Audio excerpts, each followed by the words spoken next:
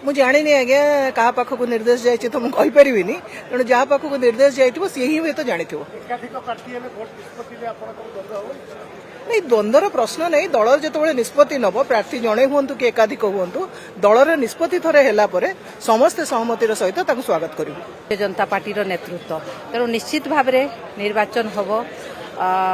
ଯେଉଁଟା ପାର୍ଟି ଆମର ହାଇକମାଣ୍ଡ ନିଷ୍ପତ୍ତି ନେବେ ସେଟା ହେବ ସମସ୍ତେ ସେଟାକୁ ଆମେ ଗ୍ରହଣ ବି କରିବୁ।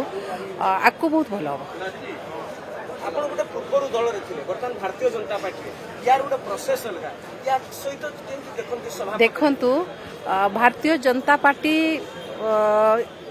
ଏମିତି ଗୋଟିଏ ପାର୍ଟି ସାରା ବିଶ୍ୱ ଜାଣିଛି ମୁଁ ଯେମିତି କହିଲି ଏବେ। ତେଣୁ ଏ ପାର୍ଟିର ସଂଗଠନକୁ ଆମେ ବିଶ୍ୱାସ କରୁ। ପାର୍ଟିର ଯେଉଁ ନେତୃତ୍ୱ ଅଛନ୍ତି ତାଙ୍କର ଷ୍ଟ୍ରଙ୍ଗ ନେତୃତ୍ୱ ଯେଉଁ ସେଟାକୁ ଆମେ ବିଶ୍ୱାସ କରୁ। ନିଶ୍ଚିତ ଭାବରେ ଏ ପାର୍ଟିରେ ଯେଉଁ ଦଳୀୟ ଲୋକଙ୍କୁ ଏବଂ ସଂଗଠନର ଯେଉଁ ପଦପଦବୀରେ ଅଛନ୍ତି ସେମାନଙ୍କୁ ବହୁତ ଗୁରୁତ୍ୱ ଦିଆଯାଏ। ଯେଉଁ ମୁଁ ପୂର୍ବ ପାର୍ଟିରେ ଥିଲି ସେଇଠି ସବୁ ଅଫିସର ରାଜ ଚାଲିଥିଲା। ତେଣୁ ଅଫିସରମାନଙ୍କର ସବୁ ତାଙ୍କ ଇଚ୍ଛାରେ ସବୁ କିଛି ହେଉଥିଲା। ସେଠି ନେତୃତ୍ୱକୁ ଗୁରୁତ୍ୱ ଦିଆଯାଉନଥିଲା। ଏ ପାର୍ଟି ଗୋଟେ ଏମିତି ପାର୍ଟି ଭାରତୀୟ ଜନତା ପାର୍ଟି ନେତୃତ୍ୱକୁ ଗୁରୁତ୍ୱ ଦିଅନ୍ତି।